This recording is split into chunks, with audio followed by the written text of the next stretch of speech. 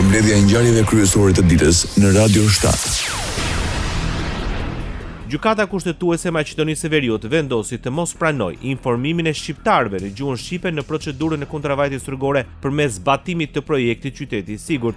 Kryetari i gjykatës kushtetuese Darko Konstantinovski deklaroi se njoftimet për gjoba përmes SMS-ve dërgohen vetëm në gjuhën maqedonase dhe mund të dërgohen edhe në anglisht, por jo në gjuhën shqipe. Ai tha se nuk pajtohet se bëhet fjalë për kufizimin e të drejtave për përdorimin e gjuhëve. Me herët, gjykatësi kushtetues Osman Kadriu ngriti pikërisht shqetësimin se e drejta e garantuar me kushtetut nuk mund të kufizohet apo anashkalohet nga ligjet e zakonshme.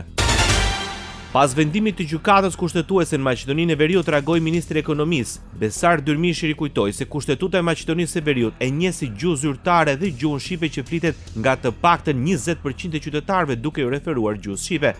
Sipas tij, askush nuk ka të drejtë të mohojë apo interpretojë në mënyrë të njëanshme këtë të drejtë kushtetuese. As kryetari i gjykatës kushtetuese dhe askush tjetër nuk mund ta mohojë këtë të drejtë as të interpretojë kushtetutën ashtu sikurse dëshiron ai, deklaroi ministri Dyrmishi.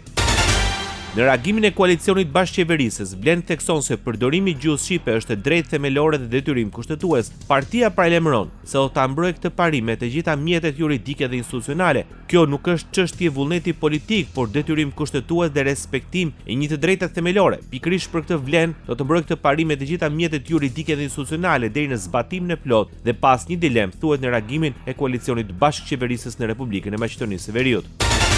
Diskriminuese dhe në kundërshtim me frymën e kushtetutës dhe të marrëveshjes së orit, e komentoi Bashkimi Demokratik për Integrim deklaratat e kryetarit të gjykatës kushtetuese Darko Konstantinovski mbi përdorimin e gjuhës shqipe. Me qëndrimet dhe me një seri vendimesh gjatë 2 viteve të fundit, ai ka dëshmuar se ky institucion është ndruar në një mjet politik për të minuar çdo arritje që buron nga marrëveshja e orit, apeloi nga BDI. Sipas saj, çështjet e projektit Safe City përbëjnë një akt të hapur diskriminimi dhe një shkelje të rëndë të frymës dhe të vetë kushtetutës së shtetit. Ajo kërkoi që në menjëhershme të kryetarit të gjykatës kushtetuese Darko Konstantinovski.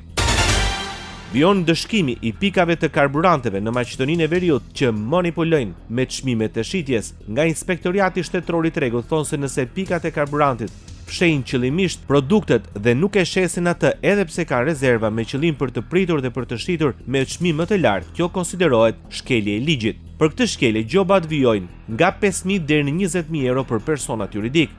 Sipas procesverbaleve të inspektorëve nga tereni në 32 subjekte është konstatuar mungesa e rezervave të karburanteve.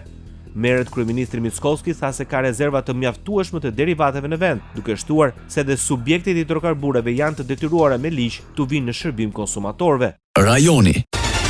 Nga kjo e njëjtë në Kosovë fillon vendosja e tavanit për çmimin e naftës. Ministri i Industrisë, Ndërmarrësisë dhe Tregtisë Mimoza Kusari Lila deklaroi hyrjen në fuqi të çmimeve të reja maksimale për derivatet e naftës në treg. Sipas saj, bazuar në të dhënat e fundit, importi është realizuar me çmimin 1.4 euro për litër për naftë dhe 1.22 euro për litër për benzinë. Duke u bazuar në vendimin në fuqi për marzhet e fitimit, ajo bëri të ditur se çmimi maksimal i lejuar në treg nuk do të jetë më i lartë se 1.54 euro për litër të naftës dhe benzina 1.36 euro për litër. Kusari Lila u bëri thirrje qytetarëve që të raportojnë çdo parregullsi në tregun e derivateve përmes numrit pa pagesë.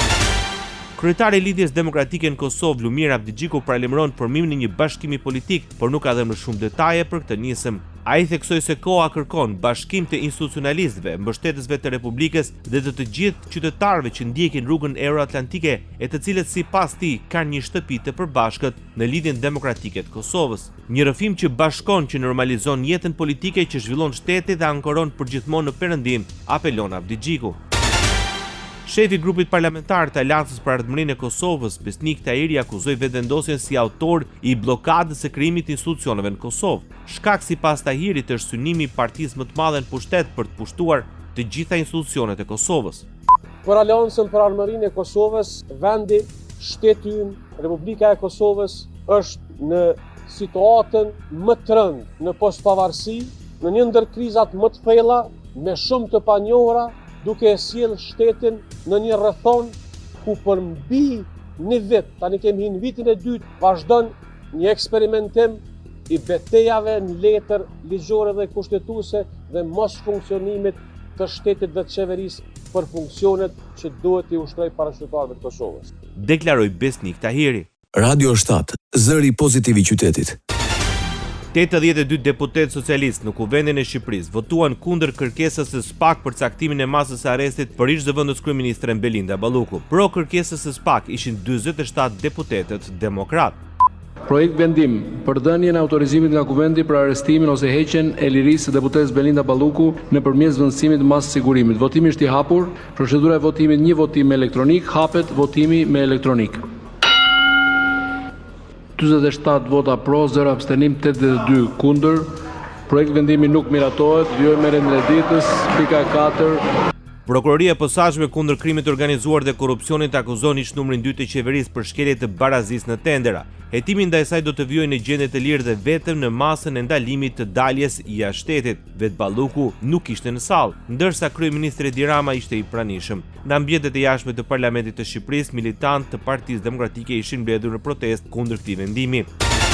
Argumentat kundër kërkesës së SPAK për arrestimin e Ballukut u parashtruan nga kryetari i Komisionit të Ligjeve Ulsi Manja. Si autor i raportit nga radhët e shumicës në pushtet, Manja deklaroi se Balluku ka respektuar masat e sigurisë që janë vendosur ndaj saj dhe procesin penal, dhe nuk ka asnjë fakt që ajo të mund të prish provat apo të aratiset. Akuza penale ndaj deputetes Belinda Balluku nuk ka ndryshuar dhe lidhet me veprën penale të shkeljes barazisë pjesëmarrësve në tendera apo ankande publike. Sipas neneve 258 kodit penal. 2. Nuk ka akuzë për korrupsion. 3. Nuk ka akuzë për pengim drejtësisë, ndryshe nga sa parashtrohet në kërkesë, por ndryshe edhe nga sa u parashtrua sot në raportin e pakicës parlamentare. Sipas tij, duke qenë se nuk është më në detyrë, garanton se nuk mund të përsërisë krimin. Nuk rezulton të jetë evidentuar domosdoshmëria e vendosjes së një mase të tillë në raport me ushtrimin e mandatit parlamentar dhe me funksionimin e institucionit të Kuvendit. Deklaroi Ulsi Manja.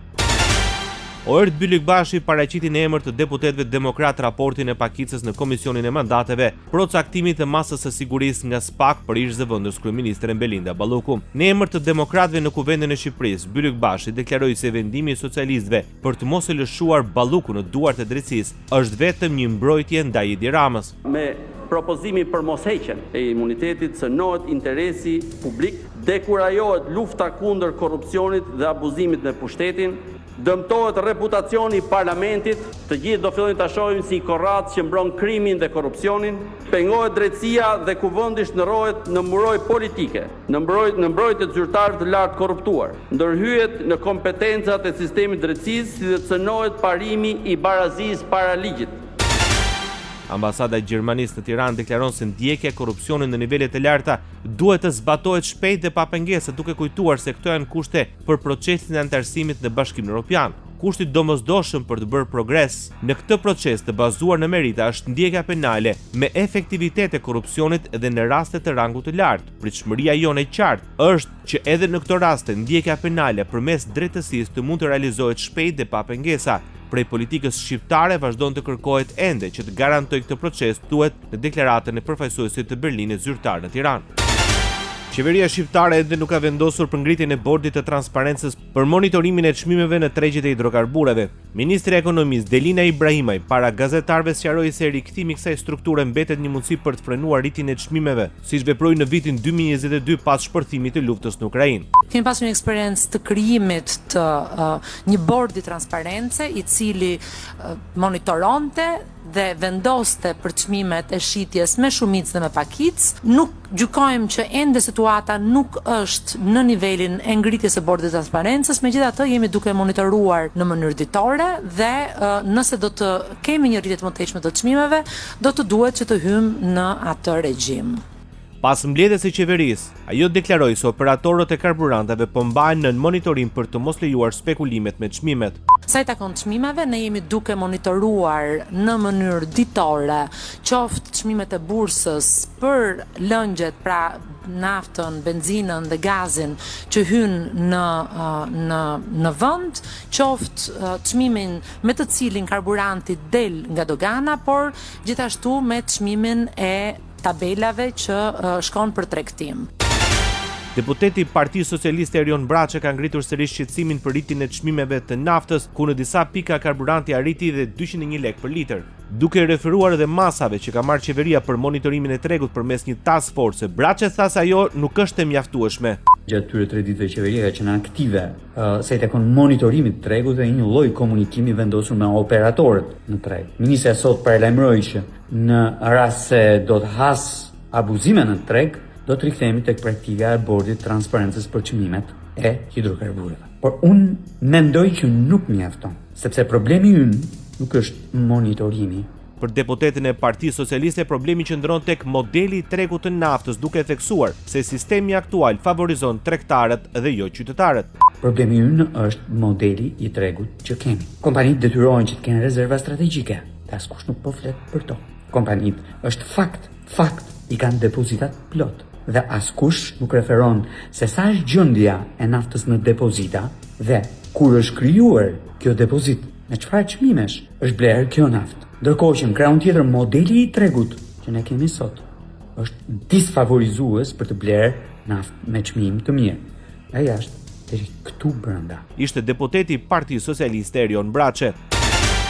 Modernizimi i kurikulës në arsim duke filluar me klaset e para të 6 dhe të 10 dhe zbatimi i planit për teknologjinë e informacionit dhe komunikimin në të gjithë sistemin parauniversitar dhe menaxhimin e sistemit përmes platformës SMIP janë në thelb të reformave të planifikuara nga Ministria e Arsimit në Shqipëri në kuadër për strategjinë kombëtare të arsimit 2027-2032. Ka filluar që në këtë vit shkollor me klasën e parë të 6 dhe të 10 do të vijojë deri në vitin 2032 derisa të mbarojnë të gjitha vitet që ndjekin nga klasa e parë deri në atë të 12. Do të vijojë me të njëjtin prioritet dhe intensitet plani për teknologjinë e informacionit brenda sistemit parauniversitar, si në menaxhimin e sistemit përmes asaj që quhet platforma SMIP, por edhe vazhdimi i pajisjes shkollave deri në 1000 laboratorë inteligjent dhe pajisja e të gjithë gjimnazet me laptop në shërbim të mësuesve të gjimnazeve. Për sa i përket arsimit të lartë, Ministri i Arsimit Mirela Kumbaro u shpreh se fokus është cilësia dhe ndërkombëtarizimi.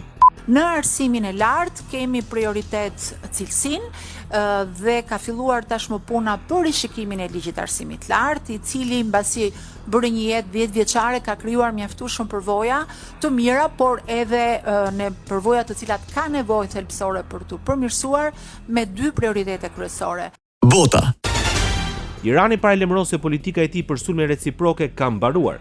Një zëdhënës e secilisë së komandës ushtarake të Teheranit tha se politika tani do të jetë sulm pas sulmi. Zëdhënësi Ebrahim Zolfaqari deklaroi se Irani nuk do të lejojë as dhe 1 litër naftë të kalojë nëpër ngushticën e Ormuzit për të arritur në Shtetet e Bashkuara të Amerikës, Izrael dhe partnerët e tyre. Sipasi çdo anije apo cisterne e lidhur me to do të jetë një objektiv legjitim. Përgatituni që fuqia e naftës të jetë $200 sepse çmimi i naftës varet nga siguria rajonale, të cilën e keni destabilizuar, shton zëdhënësi i komandës ushtarake të Teheranit.